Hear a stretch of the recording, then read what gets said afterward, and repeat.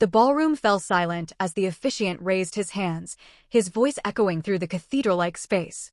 If anyone here has reason why these two should not be joined in marriage, speak now or forever hold your peace. Arjuna Wijaya stood at the altar of the Millionaire resort in Nusa Dua, wearing a custom Italian tuxedo that cost more than most people earned in a year. 400 guests sat in gilded chairs beneath crystal chandeliers that cast rainbows across white orchids flown in from Holland. Through the floor-to-ceiling windows behind him, the Indian Ocean stretched toward infinity, impossibly blue under the Bali sun. His bride, Dewey Kuzuma, smiled beneath her lace veil, her perfectly manicured hand resting lightly in his.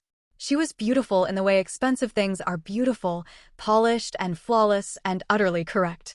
The daughter of Indonesia's largest banking family. The perfect match. The merger his parents had orchestrated for 18 months. From the front row, his father's eyes burned into him, pride mixed with warning. His mother sat beside Chairman Wijaya, her satisfied smile the expression of a woman who had won a very long game. Behind them, Jakarta's elite held their collective breath, cameras poised, waiting for the moment that would seal the Wijaya-Kuzuma alliance and shift billions of rupiah across corporate boardrooms. That was when Arjuna's phone vibrated against his chest. Once, twice, 3 times. He had silenced it for the ceremony, tucked it into the inner pocket of his jacket because even on his wedding day, heirs to textile empires did not go unreachable. But whoever was calling would not give up. The vibration continued, insistent, desperate, cutting through the sacred silence like a scream. Dewey's smile flickered. Her hand tightened in his. The officiant cleared his throat, preparing to continue. Arjuna's hand trembled as he reached into his jacket. Unknown number. His thumb hovered over the decline button. Every instinct of propriety, of duty, of the man he had been raised to be screamed at him to ignore it. But something deeper, something he had tried to bury for 8 months, made him swipe to answer. Mr. Wijaya? A woman's urgent voice crackled through, professional but fraying at the edges. This is Dr. Putri from Sangla Hospital. We found your number listed as emergency contact for Sari Hendardo. The world stopped spinning. Sir, she's in critical condition. Placental abruption at 38 weeks. She's hemorrhaging badly, and the baby is in severe distress. We need consent for an emergency C-section, but she's refusing until she speaks with you. Sir, if we don't operate in the next 15 minutes, we'll lose them both.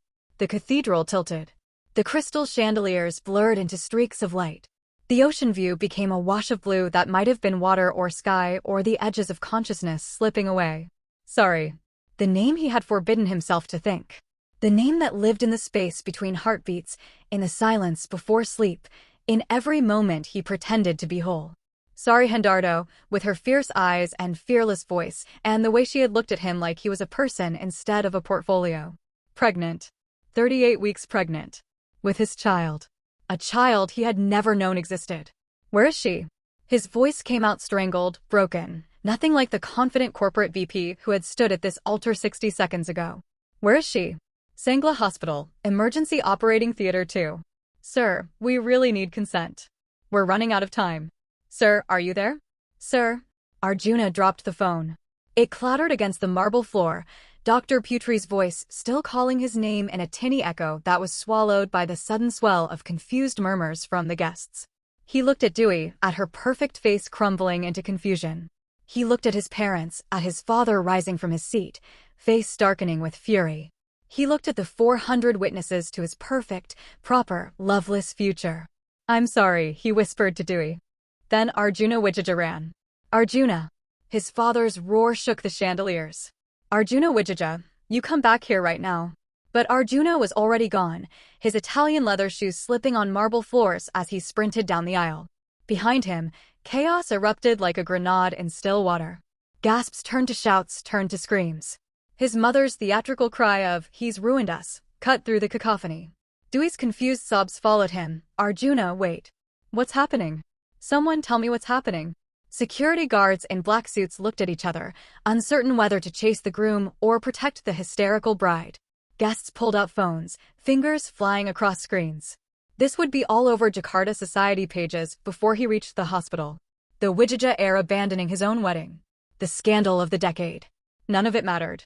Arjuna tore off his bow tie as he burst through the resort lobby, past shocked hotel staff and confused tourists.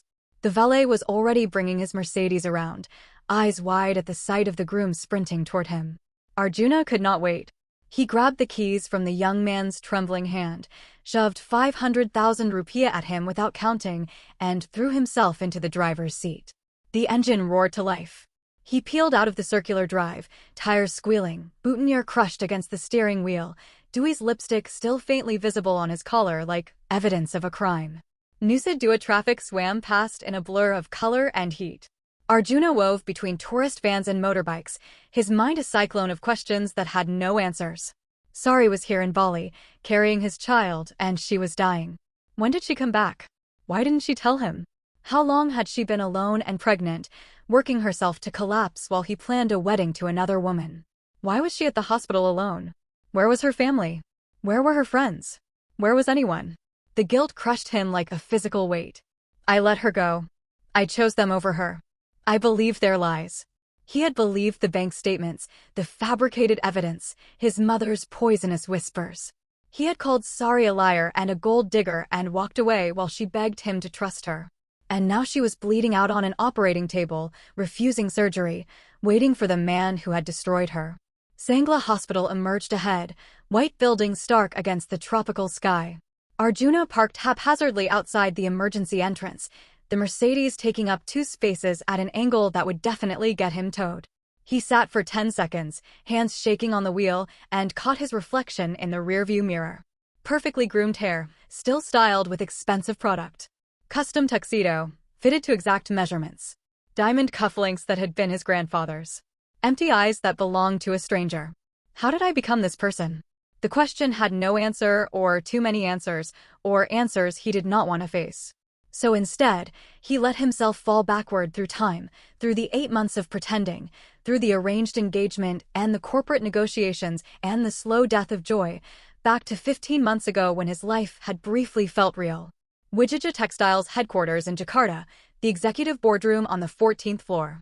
Arjuna had been sitting at the head of the long table, reviewing architectural proposals for the flagship factory redesign. 12 firms had presented already. 12 variations on the same sleek, modern, completely useless concepts that looked good in renderings but ignored how actual production worked. He was bored. He was dismissive. He was ready to cancel the whole project. Then the door opened, and Sari Hendardo walked in. She was in her mid-20s, wearing a simple batik blouse in deep blue and black slacks that had definitely come from a department store, not a boutique. She carried a weathered leather portfolio that looked like it had survived years of job sites and coffee spills. No designer labels. No expensive jewelry. No makeup beyond what was professional and practical. She was clearly not from their social circle, not from the world of charity galas and country clubs and families whose names appeared in business magazines. But she walked into that boardroom like she owned it. Natural beauty that came from bone structure and intelligence, not enhancement and packaging. Dark eyes that saw everything and apologized for nothing. Posture that said, I belong here because I earned it, not because my last name bought me a seat. Arjuna had barely looked up as she spread her designs across the table. Miss Hendardo, we've seen enough minimalist concepts. We need...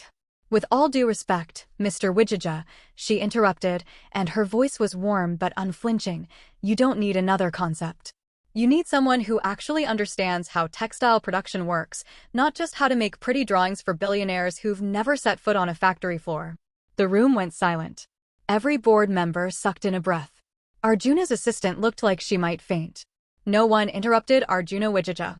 No one challenged him. No one spoke to the heir of a $2.3 billion empire like he was a student who had not done his homework. Sari did not seem to notice or care. She tapped one of her drawings, a detailed cross-section of machinery and workflow. Your current factory design wastes 40% of floor space and creates bottlenecks that slow production by 23%. I've worked in garment factories since I was 16. I know where the machines overheat, where workers get injured, where profit gets lost. You want to redesign? Let's actually fix what's broken, not just make it look expensive. For the first time in years, someone had challenged him. Not flattered him. Not agreed with him. Not smiled politely while calculating how to leverage his name. She had looked at him like he was capable of being better than he was, and that somehow made him want to be. Arjuna leaned forward, intrigued despite himself. Show me. Arjuna snapped out of the memory, gasping like he had been underwater. He was still sitting in the Mercedes outside Sangla Hospital, hands gripping the steering wheel hard enough to hurt. Another memory flickered. Sari's laugh during their first real date at a warung in South Jakarta, bright and unguarded. Her hand in his during a stolen weekend in Ubud, fingers intertwined as they walked through rice paddies. Her tears when he ended things, asking why he would not fight for them, why he would not choose her. He shoved the door open and stumbled out into the humid Bali afternoon. His tuxedo jacket flapped in the wind as he ran through the automatic doors into the emergency wing. Fluorescent lights replaced sunshine. The antiseptic smell of disinfectant and fear replaced ocean air. Nurses rushed past pushing gurneys and 4 poles. A child cried somewhere. Overhead speakers crackled with codes and room numbers. Arjuna grabbed a passing nurse by the arm, probably too hard, desperate. "Sorry, Hendardo, where is she?" The nurse blinked at him, taking in the wedding tuxedo, the wild eyes, the crushed boutonniere still somehow clinging to his lapel. "Operating theater 2, 3rd floor, but sir, you cannot." Arjuna was already running again. He found the stairwell, took the steps 2 at a time, chest heaving, legs burning. He burst through the fire doors on the 3rd floor into a sterile hallway that smelled like betadine and desperation. Signs in Indonesian and English pointed toward operating rooms. His shoes squeaked on linoleum. A cleaning cart stood abandoned against one wall. He saw the double doors marked Beda Darurat 2 at the end of the corridor. Emergency surgery 2. Above them a red light glowed, surgery in progress. A woman stood outside in surgical scrubs, her face exhausted in the way that comes from too many hours and too many life-or-death decisions.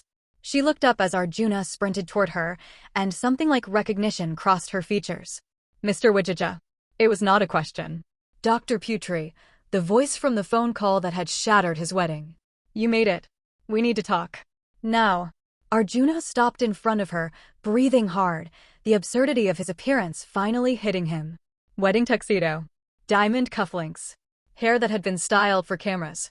Standing in a hospital hallway smelling like expensive cologne while somewhere behind those doors, the woman he loved was dying. "Is she alive?" His voice broke on the question. "Is she alive?" Dr. Putri's face was grave, the expression of someone who had learned to deliver bad news without flinching, but had never learned to enjoy it. "For now. But she's refusing the surgery, Mr. Wijaya. She says she won't sign consent until she speaks to you. And we have less than 10 minutes before we lose them both." Chapter 2. Dr. Putri shoved a bundle of surgical scrubs into Arjuna's hands. "Put these on. You have 5 minutes with her. Make them count." Arjuna's fingers fumbled with the fabric, numb and clumsy. He pulled the scrubs over his tuxedo in the hallway, not caring who saw, not caring about dignity or propriety or any of the things that had governed his entire life until 20 minutes ago. The green cotton felt rough against his expensive shirt. Dr. Putri waited, arms crossed, her exhaustion evident in the shadows under her eyes and the set of her shoulders. "She's lost a lot of blood already," the doctor said quietly. "The placenta has separated from the uterine wall. Every minute we wait increases the risk of hemorrhage, of the baby going into distress, of complications we can't fix. I need you to understand that when you go in there, you're not going in as her ex-boyfriend or her whatever you are. You're going in as the only person who can convince her to let us save her life." Arjuna nodded, throat too tight for words. Dr. Putri's hand was already on the door handle when she paused and looked back at him with something that might have been pity or judgment or both. "Whatever happened between you two, fix it in the next 5 minutes. Or I'm making the decision for her, consent or no consent, and that baby is coming out." The door swung open. Arjuna stepped into the prep room, and the clinical brightness swallowed him whole. Monitors beeped in sterile rhythm. 4 poles stood like sentries. The smell of antiseptic burned his nose. And there, on the gurney in the center of it all, was Sari. She was so pale. That was his first thought, the one that hit him like a fist to the chest. Sari, who had always been so vibrant, so alive, reduced to a gray shadow of herself. Her natural hair, which she had worn in careful professional styles during their time together, was matted with sweat and spread across the thin pillow. 4 lines ran into both arms. Her hospital gown had ridden up to reveal her swollen belly, impossibly round, a life growing inside her that he had known nothing about. Monitors tracked heartbeats, 2 of them, mother and child, both too fast, both struggling. She turned her head at the sound of the door closing. Her eyes found him, widened, and something complex crossed her face. Recognition. Pain. Anger. Something else he could not name. You came. Her voice was hoarse, barely above a whisper.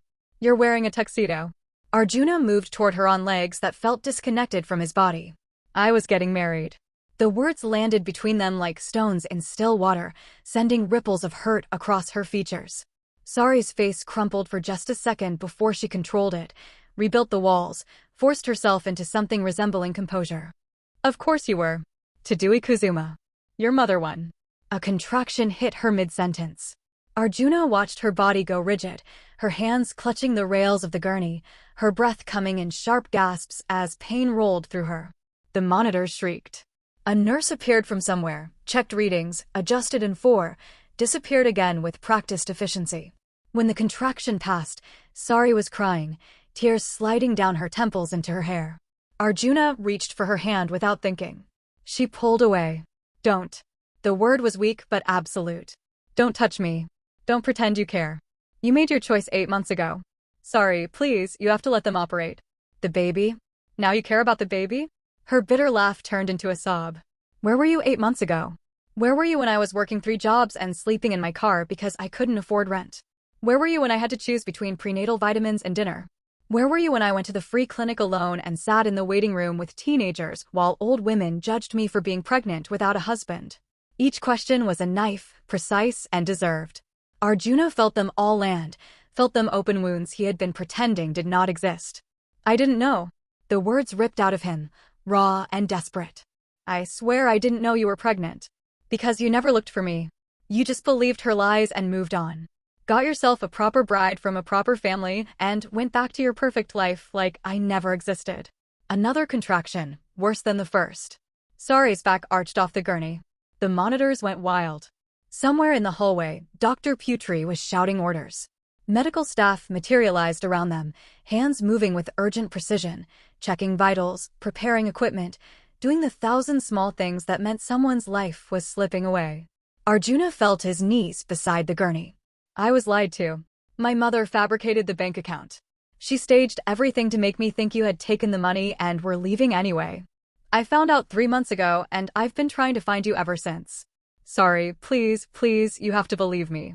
The monitor alarm screamed. The baby's heart rate was dropping, falling toward numbers that made the nurses exchange looks that needed no translation. Dr. Putri burst back into the room, all business, all controlled fury. We're out of time. Mr. Wijaja, convince her now or I'm calling it, and we're going in without consent. Arjuna grabbed Sari's hand, held it even when she tried to pull away, pressed it between both of his like a prayer. I was a coward. I was wrong. I failed you in every way that mattered. But please, please don't let our son die because you hate me. Hate me later. Hate me forever. I deserve it. But let them save him. Let them save you. I'm begging you.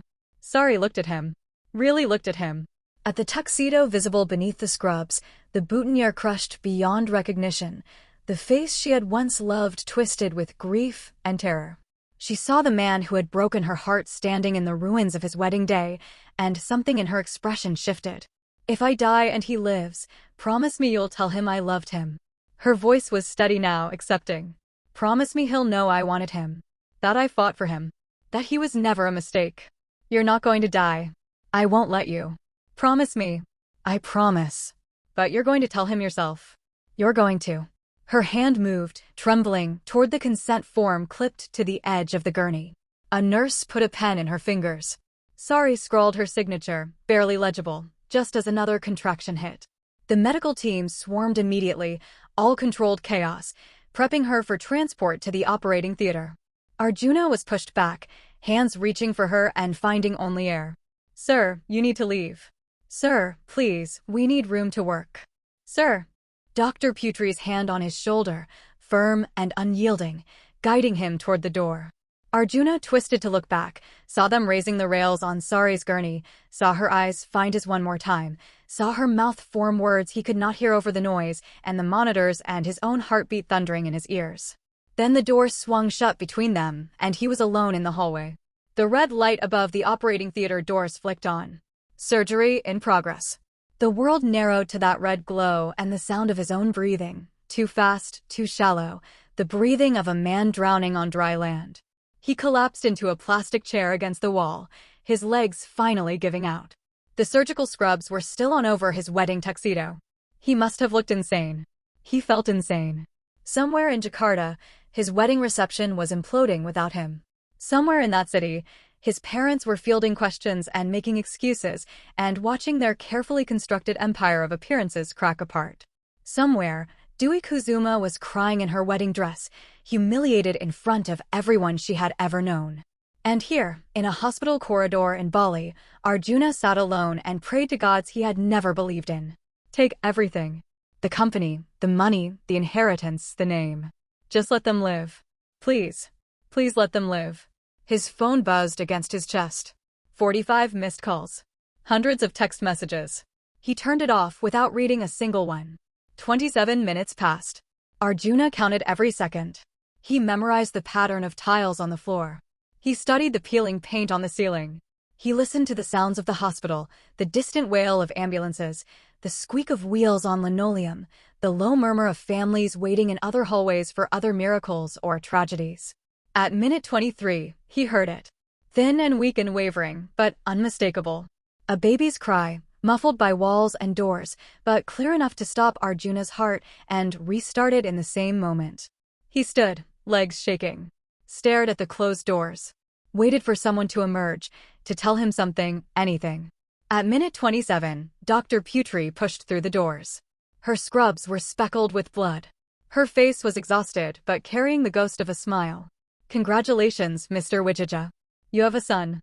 2.8 kilograms. He's small, but he's a fighter. We've taken him to the NICU for monitoring. She paused, and in that pause, Arjuna felt the universe hold its breath. And sorry is critical but stable. She lost a dangerous amount of blood. The next 24 hours will tell us if there's any organ damage, any complications we couldn't see. We're doing everything we can. Can I see them? Follow me. Dr. Putri led him through corridors that blurred together, up an elevator, down another hallway, through double doors marked Neonatal Intensive Care Unit. The NICU was dimmer than the emergency wing, quieter, the lighting adjusted for tiny patients whose eyes were not ready for the full brightness of the world. Rows of incubators lined the walls, each one containing a baby so small they barely seemed real. Premature infants, sick infants, babies fighting battles they were too young to understand. Dr. Putri stopped at an incubator in the corner. This is Bayu. Bayu. Arjuna's voice cracked on the name. That's what she named him. She filled out the birth certificate paperwork 2 weeks ago, in case she didn't make it. Bayu Hendardo. Arjuna stared down at his son. The baby was impossibly tiny, all wrinkled skin and delicate bones wrapped in a blanket decorated with cartoon elephants. Tubes ran from his nose. Wires connected him to monitors that tracked every breath, every heartbeat. His eyes were closed, his tiny fists curled near his face. He looked fragile enough to break if someone breathed on him wrong. A nurse appeared beside Arjuna, older, with kind eyes that had seen too much and somehow remained kind anyway. You can touch him if you like. Wash your hands first, then you can put your hands through the ports. Arjuna washed his hands 3 times, scrubbing until his skin turned red, terrified of bringing germs to this tiny person who was already fighting so hard just to exist. The nurse showed him the circular ports on the side of the incubator, openings just large enough for an adult hand. Arjuna slid his hands through, trembling, and gently touched his son for the first time. Bayu's skin was impossibly soft, warm beneath Arjuna's fingers. He stroked the baby's tiny arm, marveling at the perfection of miniature fingers, the delicate curve of ears, the rise and fall of a chest smaller than Arjuna's palm. One of Bayu's hands opened, reflexive, seeking, and closed around Arjuna's pinky with a grip that was weak but determined. The tears came then, unstoppable, running down Arjuna's face and dripping onto his ruined tuxedo. "Hey, little one," he whispered, his voice breaking apart. "I'm your dad. I'm so sorry I wasn't there. I'm so sorry. But I'm here now. I promise I'm here now." The older nurse smiled at him, sad and gentle. "Your wife was so brave. She came here 3 times before today, always alone. We told her she needed bed rest, that the stress wasn't good for the baby, but she said she couldn't afford to stop working. Arjuna could not correct her, could not form the words to explain that Sari was not his wife, that he had abandoned her, that every bit of her suffering was his fault. So he just stood there, hand trapped in his son's tiny grip, and let the guilt drown him. She has your photo in her wallet, the nurse continued, arranging Bayu's blanket with practiced hands. Very small, very hidden. But I saw it when we were checking her belongings. She still loves you, you know. Even after whatever happened. For hours passed. Arjuna did not leave the NICU. He stood beside Bayu's incubator, watching his son sleep, watching monitors track the fragile persistence of new life. Nurses came and went. They brought him water he did not drink and a chair he did not sit in. They told him visiting hours were over, and then pretended not to notice when he stayed anyway. That was when the commotion started in the hallway. Angry voices, expensive shoes on linoleum, the particular brand of fury that came with wealth and entitlement. Arjuna knew those voices. Had known them his entire life. The door to the NICU burst open. Chairman Wijaya strode in, his face purple with rage, still wearing his wedding guest finery. Behind him came Madame Radhi in her jade silk gown, eyes red and wild. Then Pak Kuzuma, Dewey's father, flanked by two men in sharp suits carrying briefcases. Corporate lawyers. And behind them all, a security detail trying and failing to look inconspicuous. There you are. Chairman Wijaya's roar shattered the careful quiet of the NICU. Babies startled in their incubators. Monitors beeped alarm. Nurses rushed to intercede, but Arjuna's father brushed them aside like insects. Do you have any idea what you've done? Arjuna did not look up from Bayu. Sir, this is a neonatal intensive care unit. You need to lower your voice. Don't you dare tell me what to do. We don't care where we are. Our son has humiliated us in front of Jakarta's entire elite. Pak Kuzuma stepped forward, his face cold with controlled rage. The Kuzuma family is pulling out of every contract. 400 billion rupiah in deals gone. My daughter is at home, sedated, traumatized. Her reputation is destroyed. We're suing for breach of contract, emotional damages, and public humiliation. You will apologize, Chairman Wijaya ground out, each word bitten off with precision. You will reschedule the wedding. You will fix this disaster you've created. Arjuna finally turned to face them. He looked at his father, at his mother, at the lawyers and the security team, and the whole apparatus of wealth and control that had governed his entire existence. And he said, very quietly, no. The single word fell into silence like a stone into a pond. Excuse me. Madame Radia's voice climbed toward hysteria. What did you just say to us? I said no. I'm not apologizing. I'm not rescheduling. I'm not marrying Dewey. Chairman Wijaya took a step forward, his hand already rising. You have lost your mind. You lied to me. Arjuna's voice rose despite himself, despite the babies sleeping around them, despite everything. You fabricated evidence to destroy the woman I love. You made me believe she betrayed me. You drove her away when she was pregnant with my child. I saved you from ruining your life, Madame Radhi began. You saved yourself. The words exploded out of him, 8 months of grief and guilt and rage finally finding their target. Iburatna told me everything. About the batik maker. About how you gave up your first love for money and status and spent 35 years regretting it. You couldn't stand to watch me choose differently, so you destroyed my happiness to protect yourself from your own cowardice. Madame Radia's face went white. She swayed, caught herself on Pak Kuzuma's arm. In her eyes, Arjuna saw the truth of it, the confirmation, the wound he had just reopened. How dare you speak to your mother this way? Chairman Wijaya's voice dropped to something deadly quiet. How dare you throw away everything we built, everything we sacrificed? How dare you try to buy my life? How dare you treat Sari like she was worthless because she didn't have the right last name or the right family connections or enough zeros in her bank account? If you walk away from this family, his father said, each word falling like a hammer, you get nothing. No position. No inheritance. No apartment. No shares. We will remove you from every company document. The Wijaya name will be stripped from you. You will be no one. Arjuna looked at his father and felt something inside him settle into perfect clarity. He turned back to Bayu's incubator, placed his hand on the warm plastic. Then I'll be no one. What? You heard me. Arjuna's voice was steady now, calm, certain. I'll be no one. I'll have no name, no money, no position. But I'll be his father. And I'll be Sari's partner. And for the first time in my life, I'll be free. He looked back at them, at the parents who had shaped him and controlled him and never once asked him what he wanted. His name is Bayu. Bayu Hendardo. Not Wijija. And I'm going to spend the rest of my life being the father I should have been from the start. You want to disown me? Fine. Do it. I'm choosing him. I'm choosing sorry. I'm choosing love over your empire built on appearances and cruelty. Chairman Wijija's hand drew back to strike him. Arjuna did not flinch. But before the blow could fall, a new voice cut through the tension like a blade. Touch him, and I'll make sure you regret it. Everyone turned.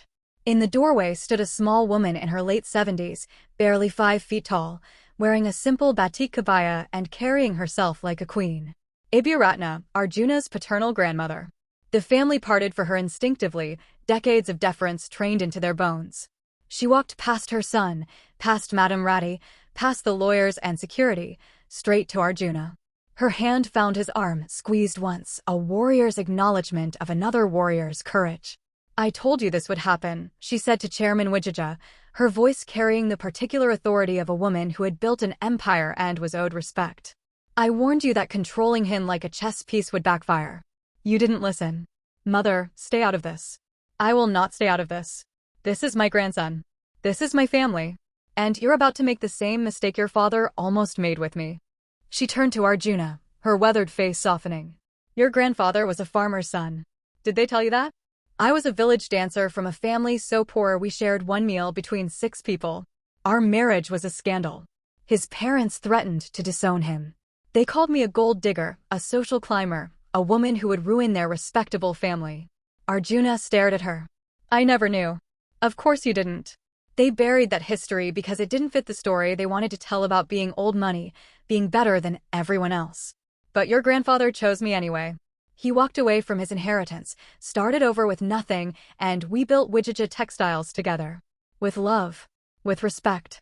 With partnership. She looked at her son with something like pity. And before he died, he made me promise something. He said, never let our family become the kind of people who measure human worth by bank accounts. From her small purse, she withdrew an envelope, heavy with papers. 15% of company shares, transferred to an irrevocable trust in your name. Your grandfather set it aside for you the day you were born. They can't touch it. Can't revoke it. Can't use it to control you. It's enough to start over if you want. Or to live modestly while you figure out who you are outside of their expectations. Mother, you can't, Chairman Wijija began. I can and I have. The papers were filed this morning. Arjuna is doing what you never had the courage to do. Choosing happiness over appearances. Choosing love over money. I'm proud of him.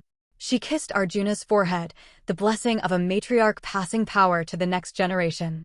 Then she moved to Bayu's incubator, looked down at the tiny baby fighting for every breath. Welcome to the family, little one. The real family, not the one built on contracts and mergers, but the one built on love.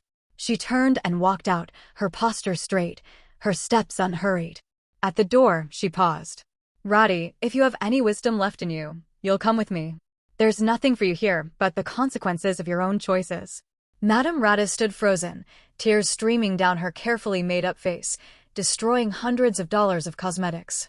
She looked at Arjuna, at the grandson she had almost held, at the great-grandson she would never know. Her mouth opened. Closed. No words came. Then she followed Iburatna out of the NICU. Chairman Wijija stood alone, flanked by lawyers who suddenly looked very uncertain of their purpose. Pat Kuzuma cleared his throat. We'll be in touch with the lawsuit details. Expect papers within the week.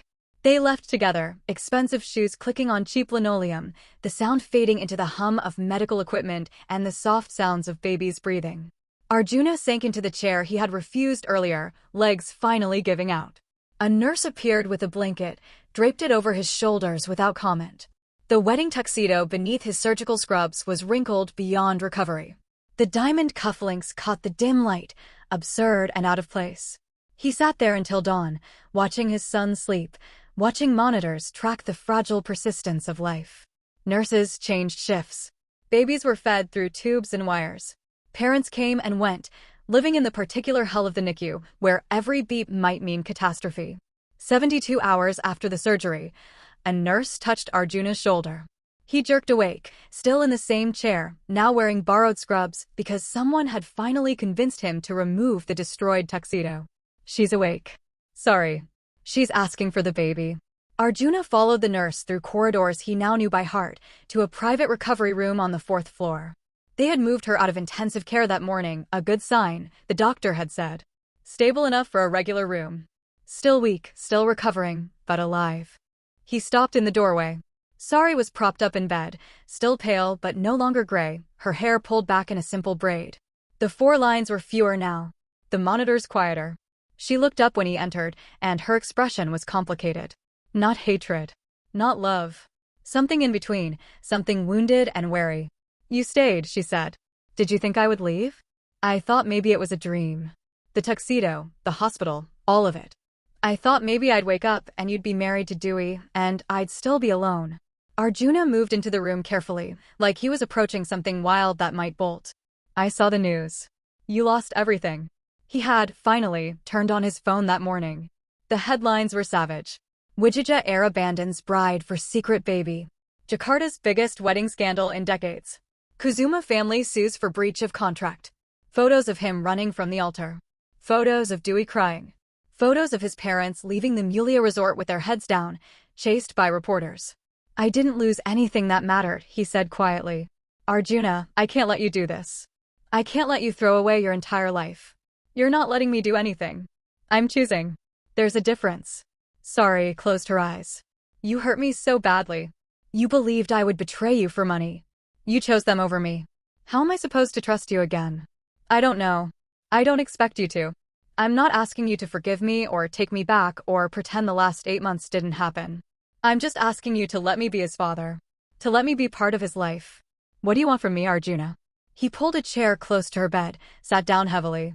I want nothing except what you're willing to give. If you want me to stay away except for custody visits, I'll do that. If you never want to see me again and you just want child support, I'll do that too. I'll do whatever you need me to do. And if I need you to fight for us? The question was barely audible. If I need you to prove that you won't run the next time things get hard, then I'll spend every day for the rest of my life proving it. A nurse knocked on the door, then entered pushing a small mobile bassinet. Someone wants to see his mama. They had removed some of Bayu's tubes. He was breathing better now, crying lustily when the nurse lifted him, a sound that made Sari's whole face transform. She held out her arms, and the nurse placed the baby against her chest for the first time since the surgery. Sari looked down at her son and started to cry. Bayu's tiny hand found her finger, gripped it with that same determined strength Arjuna had felt. Hi, baby. Hi, sweetheart. Mama's here. Mama's got you. Arjuna watched them, mother and child, and felt something break open in his chest. This was real. This was his family. Not the one he had been born into, with their mansions and their mergers and their carefully maintained appearances. But the one he was choosing. The one that was terrifying and uncertain and more valuable than anything he had ever owned. Do you want to hold him? Sari asked quietly. Arjuna nodded, not trusting his voice. She showed him how to support Bayu's head, how to tuck the baby against his chest. The weight was nothing, barely there, but it felt like the whole world had been placed in his arms. Bayu's eyes opened, unfocused and searching, the dark eyes of a newborn seeing light and shadow, but not yet understanding what either meant. He yawned, a tiny perfect yawn, and Arjuna felt his heart break and rebuild itself in the same moment. He looks like you, Sari said. He has your nose. My father's nose. He never got to meet his grandfather. Her voice caught. My father died 6 months ago. Stroke.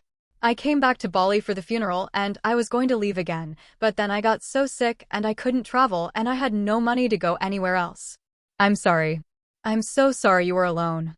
They sat in silence, passing Bayu back and forth between them, learning the weight and shape of parenthood. Outside the window, the sun rose over Denpasar, painting the sky in shades of pink and gold. Somewhere in that city, Arjuna's old life was being dismantled. Contracts were being torn up. Lawyers were drafting lawsuits. Society pages were having field days. None of it mattered. 3 years passed. They did not get back together immediately. Sari needed time to heal from more than just the surgery. She needed to learn that Arjuna meant what he said, that he would show up, that he would choose them even when it was hard. So he did. He showed up every day at the small apartment Sari rented in Sanar with the money from Abhiratna's trust.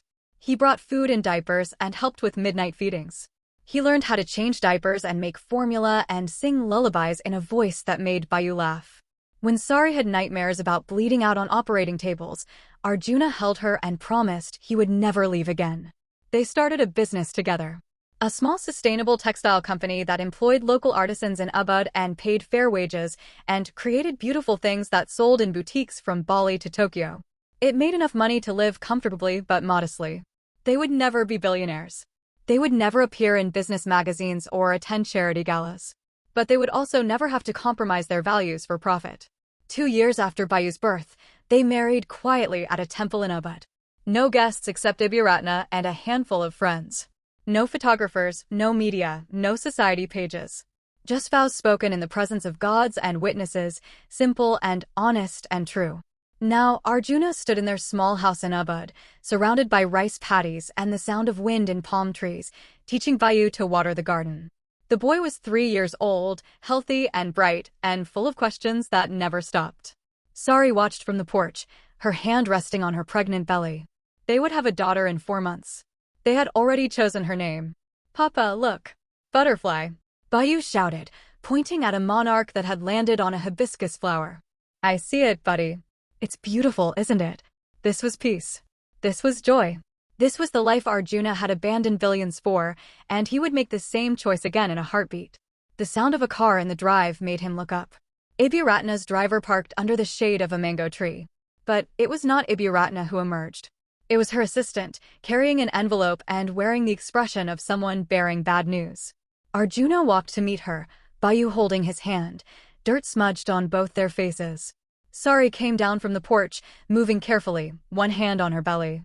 "Mr. Arjuna," the assistant said formally. "Ibiratna asked me to bring this to you personally. She wanted you to read it before making any decisions."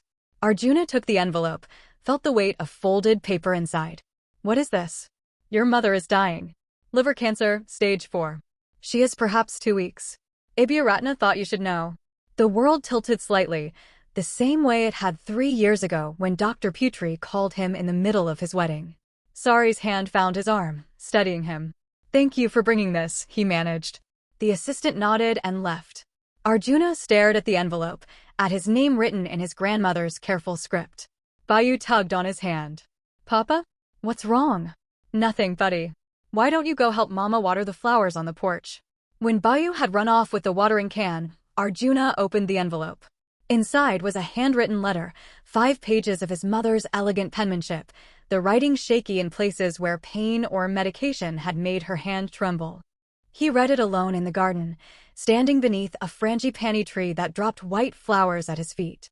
The letter was raw and honest in a way Madame Rade had never been in life. She confessed everything. The fabricated bank account. The staged photos. The lies she had told to break Arjuna and Sari apart.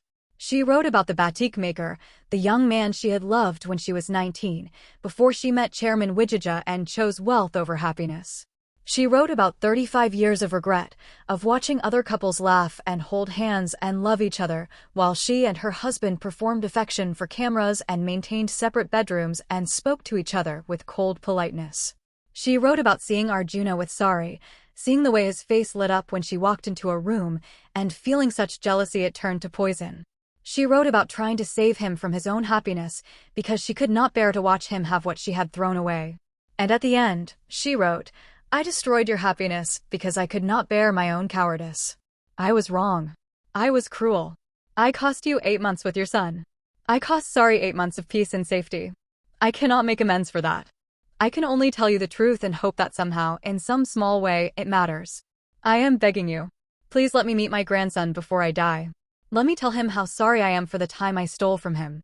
Let me apologize to Sari for what I did to her. I do not expect forgiveness. I only ask for the chance to own my mistakes before I leave this world." Arjuna stood in the garden for a long time, holding the letter, watching it blur and clear as tears came and went. Sari found him there an hour later, sitting beneath the frangipani tree with white flowers in his hair.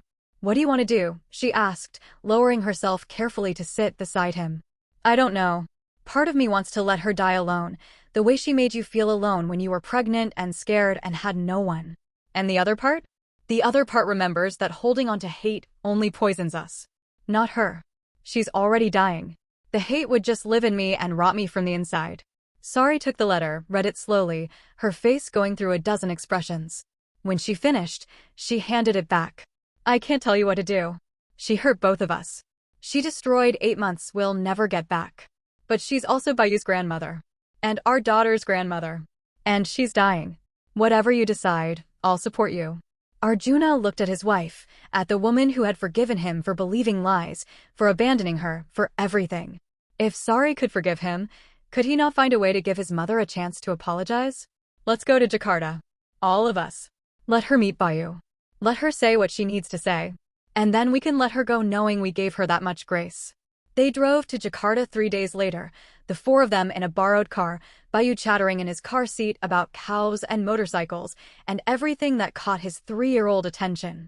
They checked into a modest hotel near the hospital, nothing like the luxury Arjuna had grown up with, but clean and comfortable and theirs.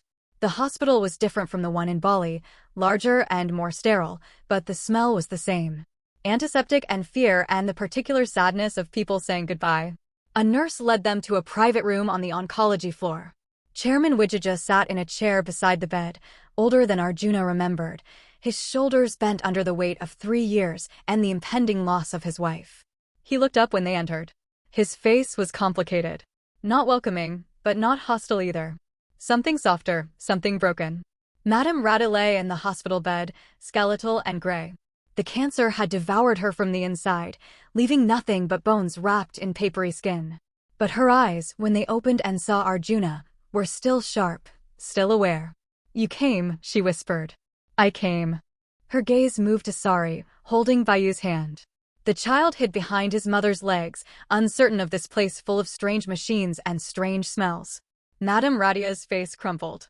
I'm so sorry, she said to Sari. I'm so sorry for what I did to you. For the lies. For the suffering. For stealing those months from you. I have no excuse. I was cruel because I was a coward. Sari stood very still. When she spoke, her voice was steady. I forgive you. Not because you've earned it, but because I don't want to carry your mistakes into the rest of my life. I'm giving you grace so I can be free of you. Madame Radi nodded, tears sliding into her hair. Then she looked at Bayu. Hello, beautiful boy. I'm your nenek. Your grandmother. I've been very foolish. But I want you to know something. Your papa is the bravest man I know. And your mama is extraordinary. Don't ever let anyone tell you differently. From beneath her pillow, she withdrew a small wooden bird, carved from sandalwood, old and worn smooth by years of handling. This is all I have left of real love. The batik maker made it for me 40 years ago. I kept it all this time, hidden away, like I hid every real feeling I ever had. Give it to him. Teach him to choose better than I did. Arjuna took the carved bird, felt the weight of his mother's regrets in the polished wood. Bayu reached for it, fascinated by the detail of wings and beak. Bird, he said happily. That's right, buddy. It's a bird. Madame Radi watched them, her dying eyes taking in her son, her daughter-in-law, her grandson. Can I hold him? Just once. Sari looked at Arjuna. He nodded. Together they lifted Bayu onto the bed, careful of the 4 lines and monitors. The child sat beside his grandmother, still clutching the wooden bird, and for just a moment, Madame Radia's face transformed. She touched Bayu's curly hair, his soft cheek, and smiled with something that looked like peace. Thank you, she whispered to Arjuna. Thank you for giving me this. Arjuna took his mother's hand. It was cold and thin, all bones and papery skin. I forgive you, Ibu. Not for you. For me.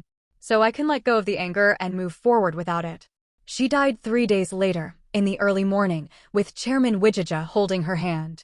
The funeral was large and expensive and full of people who had never really known her. Arjuna stood with Sari and Bayu in the back, observers to the pageant of a life lived for appearances. Chairman Wijaya approached them as people were leaving. He looked at Arjuna for a long moment, then at Bayu, then at Sari's pregnant belly. He looks like you did at that age, he said quietly. Yes. Your mother was wrong. I was wrong. We tried to control you instead of loving you. Arjuna said nothing. There was nothing to say that would change 32 years of distance. I'm not asking for forgiveness, his father continued. I don't deserve it. But I want you to know that I'm proud of what you built. The company you started. The life you chose. The man you became despite us. It was not reconciliation. It was not a reunion. But it was acknowledgement, and perhaps that was enough. 1 month later, they stood at Purabhasaki Temple, the three of them soon to be four. The same temple where Sari had collapsed 3 years ago, alone and pregnant and praying for strength to raise a child by herself. I came here to pray for strength to do it alone, she said, looking up at Mount Agung rising into the clouds. You were never alone. I was just too blind to see you. They prayed together. Bayu ran around the temple courtyard, chasing lizards and laughing. Sari's pregnant belly pressed against Arjuna as he held her. They had named their daughter Ratna, after the grandmother who had saved them both, who had given them the chance to choose love over duty. Do you ever regret it? Sari asked. This life instead of the one you could have had? Arjuna looked around at the simple beauty of the temple, at his son playing in the courtyard, at his wife carrying their daughter. He thought about the small house in Ubud, the textile business they had built together, the life they had earned through choosing each other every single day. This is the life I wanted. You're the one who gave up billions. I didn't give up anything. I found everything. They walked down from the temple together as the sun set over Bali, painting everything gold. Bayu ran ahead, then circled back, demanding to be carried. Arjuna lifted him easily, settled the boy on his shoulders, and felt Sari's hand find his. Behind them, the temple where she had prayed alone 3 years ago. Ahead, their modest life waiting, full of love and hard work and honest joy. Above them, the sky turning from gold to purple to the deep blue of approaching night. Arjuna did not run anymore. He did not have to. He was already exactly where he belonged. He was finally home.